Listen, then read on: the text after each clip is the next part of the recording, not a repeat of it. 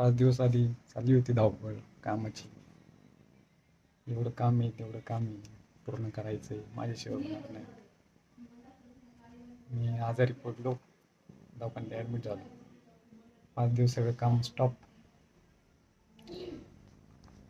होईल काम. आपण आपल्या वाचून काही काम थांबत नाही. मी थांबलो 5 दिवस. तर आज सुट्टी म्हणजे डिस्चार्ज आहे, पण सोडणार आहे. पण मला तुम्हाला पण असं सांगायचं की तुम्ही पण आता विचार करत असाल की एवढं काम आहे, एवढं काम आहे, आणि जे आपल्या शरीराकडे लक्ष देत नसाल तर लक्ष द्या शरीराकडं, जरा आरोग्याकडे, जेवण, खाणं पिणं, व्यायाम. आणि मी पण आता ठरवले आजपासून की आरोग्याकडे खूप चांगलं लक्ष द्यायचं आहे. आणि जीवनामध्ये पण संसारामध्ये भरपूर काही अपेक्षा इच्छा ठेवतो, त्या पूर्ण होतील नाही होतील, त्यासाठी अपेक्षांसाठी जी धडपड करतो तर ती खूप जीवनाचे हाल होतं आपलं त्या अपेक्षा पूर्ण करण्यासाठी. त्यामुळे जास्त काही सांसारिक अपेक्षा नाही ठेवायच्या. तर या 5 दिवसात थोडंसं अनुभवलं मी की थोडी आपल्याला अध्यात्माची पण गरज आहे. आपण पूर्ण संसाराच्या मोहमायेच्या मागं नाही लागलं पाहिजे. अध्यात्मामध्ये आपण जसं प्रगती करू तसं आपल्याला एक सुख म्हणजे कसं एक आनंदी जीवन. आता मी दवाखान्यात असून सुद्धा खूप आनंदी जीवन जगलो. थोडी अध्यात्माचे विचार ऐकले वगैरे, त्यामुळं खूप आनंदी जीवन जगलो 4-5 दिवस असं. आध्यात्मिक प्रगती म्हणजे आपण चालू क्षणामध्ये एक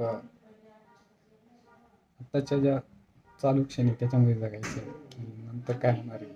आपला एखादा रिपोर्ट रक्त चेक करायला नाही, काय रिपोर्ट येईल याचा विचार नाही करायचा.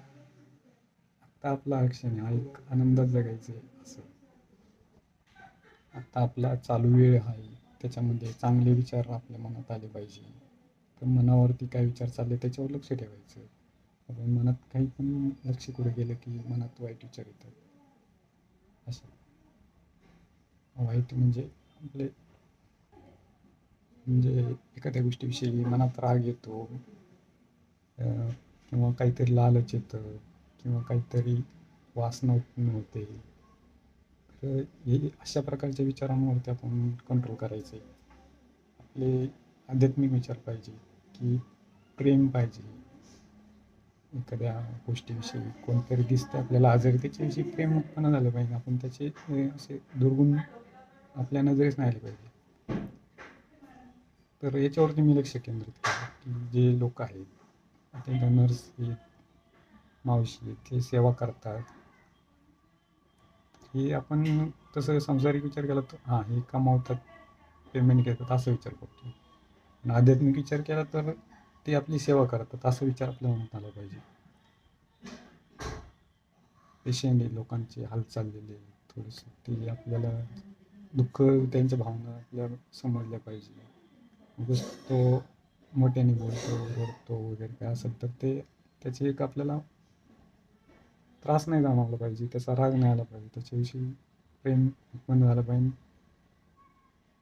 हा आपला आध्यात्मिक प्रगती समजू शकतो. आणि ही आध्यात्मिक प्रगती आपल्याला जीवनामध्ये तयार करायची. असं मी खूप ठरवलं चांगलं वागायचं आध्यात्मिक पद्धतीने. खूप विचार ऐकतो चांगले संतांचे, पण तरी खूप वेळा माझ्याकडून रागात इरिटेड होऊन शब्द बोलले जातात, आणि ते बोलण्यातच मला समाधान वाटतं, इरिटेड होऊन बोललं म्हणजे.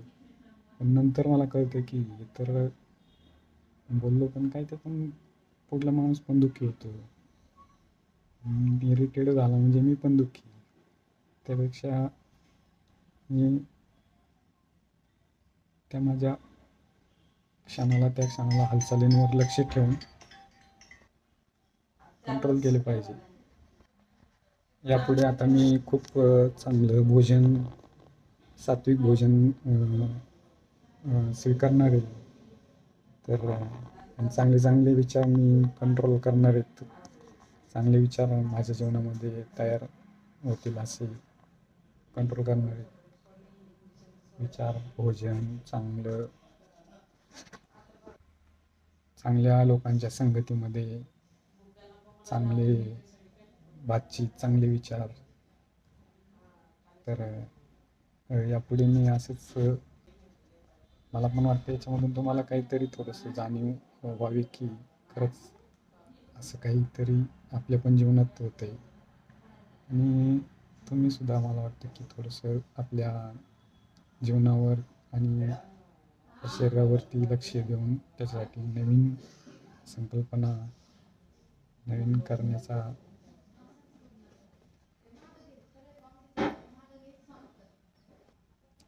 प्रत्येक दिवस हा काहीतरी आपल्या जीवनातला नवीन दिवस असावा.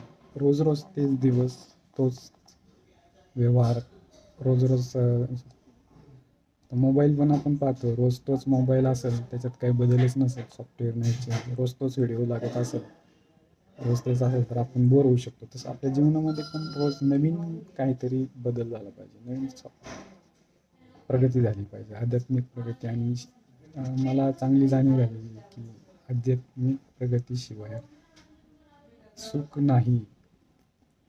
आणि सुख आहे आध्यात्मिक प्रगती. आणि मी आध्यात्मिक प्रगती याला समजतो की आपल्यातले जे मानसिक व्याधी आहेत, मानसिक व्याधी की घृणा, राग, द्वेष, क्लेश हे सगळं कमी करणे आणि प्रेम भावना उत्पन्न होणे समाजाविषयी, स्वतःविषयी, सर्वांविषयी. तर हीच एक आध्यात्मिक प्रगती मी आतापर्यंत समजतो. तुम्ही सुद्धा असाच आपला वेळ पूर्ण चाललेला आहे तो चांगल्या तुमच्या स्वतःसाठी जागा, तुमचं आरोग्य चांगलं राहावं यासाठी, तुमचे विचार चांगले राहावे यासाठी थोडा वेळ द्या, त्याच्यावरती विचार करा. खरंच त्याच्यातच सुख आहे. तर थांबतोय ते मी आता.